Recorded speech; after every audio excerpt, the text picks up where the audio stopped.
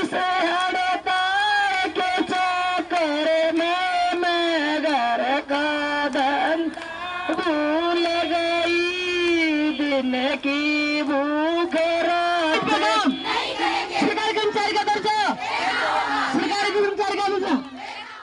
दोस्तों नमस्कार, विकल्प वाणी सच्चाई की खोज में आपका स्वागत है। दोस्तों, आपके द्वारा आशा वर्करों का जो हमारा पिछला वीडियो था उसका समर्थन करने के लिए, उसका सहयोग करने के लिए आपका तहे दिल से धन्यवाद, शुक्रिया। जैसा आपको मालूम है कि आशा वर्कर लगातार हरियाणा में अपनी मांगों को लेकर संघर्ष कर रही हैं। वैसे ही आशा वर्कर पंजाब, उत्तराखंड, हिमाचल में प्रदर्शन कर रही हैं। अब वह आंदोलन जो आशा वर्करों का था अब देश की राजधानी दिल्ली में भी पहुंच चुका है। दिल्ली के सीएम अरविंद केजरीवाल के निवास से मात्र 100 मीटर की दूरी पर यह आंदोलन चल रहा है। यह आंदोलन बीते 28 अगस्त से लगातार चलता आ रहा है। अगर हम बात करें आशा कार्यकर्ताओं की, तो उनकी जो डिमांड है वो मानदेय बढ़ाने की है। उन्हें सरकारी कर्मचारी घोषित किया जाए, इन मांगों को लेकर वो संघर्ष कर रही है। आज हमारी टीम, विकल्प वाणी की टीम यहाँ पहुँची है और जानने की कोशिश करेगी कि क्या उनकी मांगों पर सरकार से किसी तरह का कोई वार्ता हुआ है या नहीं, सरकार का उनके आंदोलन पर किस तरह का रवैया है। ये भी जानने की कोशिश करेंगे कि आगे की उनकी रणनीति क्या है, वो अपने आंदोलन को कैसे लेके जाने वाले हैं। तो आइए सीधा उनसे बातचीत करते हैं और समझते हैं उनके पूरे आंदोलन के बारे में। विकल्प वाणी सच्चाई की खोज। जो आशा वर्करों का जो संघर्ष है दिल्ली में कब से शुरू हुआ है मैम? ये 28 अगस्त से हम लोगों का धरना प्रदर्शन हो रहा है। उससे पहले हम लोग स्वास्थ्य मंत्री को लेटर दे चुके थे। उन्हें ये सूचना दे दी थी, नोटिस दे दिया था कि आप हमारी मांगों को सुने और इस पर गौर करें, और अगर आप इस बातों पर हमारी पे गौर नहीं करोगे तो हम लोग अनिश्चितकालीन हड़ताल पर चले जाएंगे। हम लोग प्रयास फरवरी से कर रहे हैं। बार बार लेटर केजरीवाल जी को भी दिया, आशा मिशन को भी दिया और हमने स्वास्थ्य मंत्री को भी दिया, मोदी जी के लिए भी लेटर भेजा हुआ है। सारा मतलब हर चीज़ सरकार से हमारी लड़ाई है सर, और हम लोग इस समय सरकार से लड़ाई लड़ रहे हैं। विकास भवन से, आशा मिशन से हमारी कोई लड़ाई नहीं है सर, हमारी लड़ाई है डायरेक्ट गवर्नमेंट से। एक सवाल बार बार उठ रहा है आप लोगों के जरिए कि हमारा वेतन तो नहीं बढ़ा है, 2018 से शायद नहीं बढ़ा है, लेकिन काम के जो तरीके हैं वो बढ़ गए हैं, काम ज़्यादा बढ़ गया। किस तरह के काम बढ़े हैं मैम? आप ये देखिए, पहले हमारे को डेंगू का भी हुआ, पहले पोलियो का था। पोलियो का हमारा वो अलग होता है, पोलियो के अलावा अब डेंगू का हो गया, मलेरिया का हो गया, कुष्ठ रोग का हो गया, वो हमारे उसमें नहीं था। वो जो बच्चों की आयरन की टैबलेट देते वो दवाई बांटने का भी हमें हो गया। सारी चीज़ें अब हमारे पे थोप दी गई हैं। उसका कोई पैसा नहीं, कहते कि मिल जाएगा, कुछ नहीं आता। तो आप देखिए, malaria department, immunisation department, ANC department, polio department, dengue department, सारे डिपार्टमेंट अलग हैं और ये सारे काम आशा से करवाते हैं। सबको ये आशा चाहिए, लेकिन पैसा कोई नहीं देना चाहता।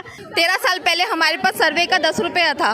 वो आजकल महंगाई में हर साल सरकारी में भत्ता बढ़ता है, मगर हमें 13 साल हो गए, 13 साल में 10 रुपये था सर्वे का, अभी भी 10 रुपये ही है। 2016 से लगी थी सर, और हमारी जब तनख्वाह थी 1500 रुपये, और इस समय 2017 में जब हमारी हड़ताल हुई थी तो उसको डबल किया गया था। उसके बाद सर हमारा कोई पैसा नहीं भरा और हम लगातार काम करते जा रहे हैं। मतलब ऑनलाइन, अब तो ऐसा है कि सारा काम ऑनलाइन करो, और जो एएनएम का काम है वो भी हमें ही करना पड़ रहा है सर। तो हमें बहुत ज़्यादा दिक्कत हो रही है, और उसके बाद से हमारी कोई भी इंसेंटिव, कोई भी तनख्वाह बढ़ नहीं रहा है। तो हमारी तो यही मांगे हैं सर कि हमारा जो वो है पॉइंट मुक्त किया जाए और हमारी 15,000 रुपये तनख्वाह किया जाए सर। अच्छा, आशा वर्करों का किस तरह का काम होता है, थोड़ा समझाएं। आशा वर्कर का पॉइंट पे काम होता है, जो फील्ड के उसमें 12 पॉइंट आते हैं हमारे, एएनसी के, बच्चे का, सीनियर सिटीजन का, और बच्चे गर्भवती, सारे उसमें 6 पॉइंट आते हैं। जैसे सीनियर सिटीजन हो गया, बच्चे का हो गया, प्रॉपर्टी का हो गया, मल्टी लोड का हो गया, ऑपरेशन का हो गया। जो 12 पॉइंट है, हमें 6 पॉइंट बनाने पड़ते हैं। 6 पॉइंट के हमारे ये पॉइंट बन जाते हैं। जिस आशा का कोई पॉइंट 5 पॉइंट बनते हैं, उसकी सैलरी काट ली जाती है। जैसे हमारे टोटल दिया जाता है 5 गर्भवती लाओ, 5 में से किसी की 3 आएगी तो उसका 1 पॉइंट कट गया। 5 डिलीवरी अस्पताल में होनी चाहिए, उसकी 2 घर पर होगी, उसका पॉइंट कट गया। 5 बच्चे लाओ मीजल के MR बूस्टर के, जो उनमें 3 बच्चे आए पॉइंट कट गया, हो उसका बच्चा मामा का चला गया, बच्चा बीमार हो रहा हो, तो वे पॉइंट कट क्यों रहे हैं, हम ये कह रहे हैं।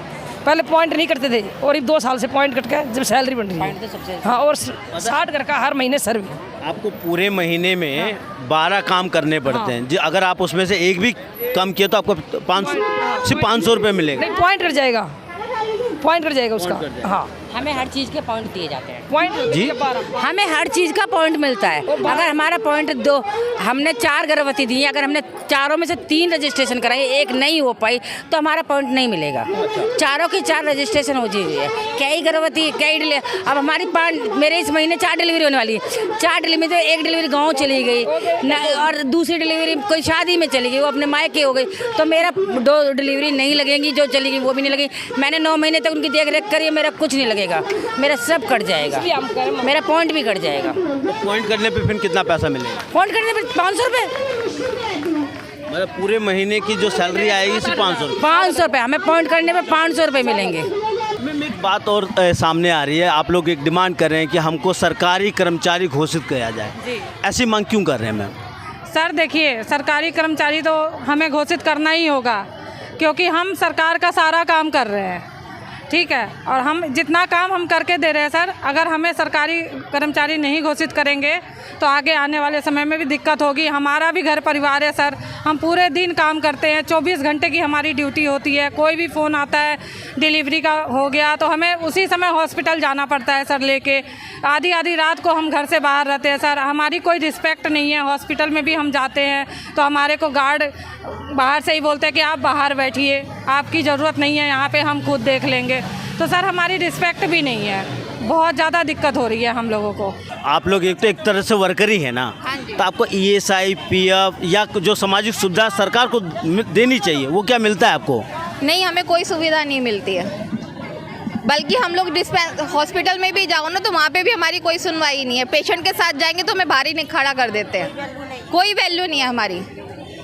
कहने को सरकार के लिए काम कर रहे हैं, मगर सरकार की हमारे को कोई सुविधा नहीं देती।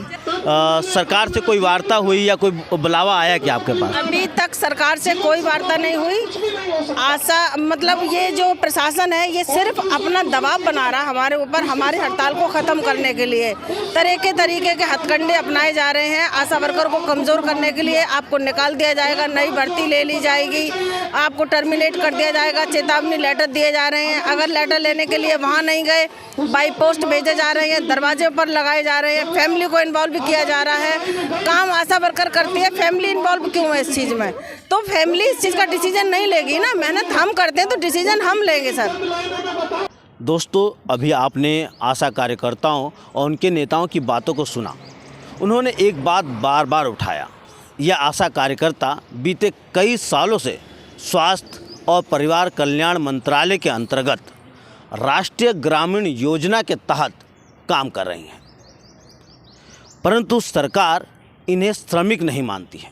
जबकि 45वें भारतीय श्रम सम्मेलन के एक फैसले के अनुसार इन्हें वर्कर्स का दर्जा मिलना चाहिए। साथ साथ इन आशा कार्यकर्ताओं को न्यूनतम वेतन भी मिलना चाहिए। सरकारी तमाम जो छुट्टियां मिलती हैं वो भी उनको मिलना चाहिए। इनके और इनके परिवार के इलाज के लिए इन्हें हेल्थ की सुविधा मिलनी चाहिए, इनको पेंशन का भी लाभ मिलना चाहिए। ये तमाम जो सुविधाएं हैं सरकार को देना चाहिए। इन आशा कार्यकर्ताओं को ये सुविधाएं तभी मिलेंगी जब सरकार इन्हें कर्मचारी घोषित करेगी, उन्हें कर्मचारी का दर्जा देगी। मगर सरकार इन्हें वर्कर मानती ही नहीं है, या यूँ कहें इन्हें वर्कर का दर्जा देने से इनकार करती है। जबकि इनके योगदान की बात करें, समाज में इनका बहुत महत्वपूर्ण योगदान है, खासकर हेल्थ के सेक्टर में, महिलाओं के प्रति, बच्चों के प्रति।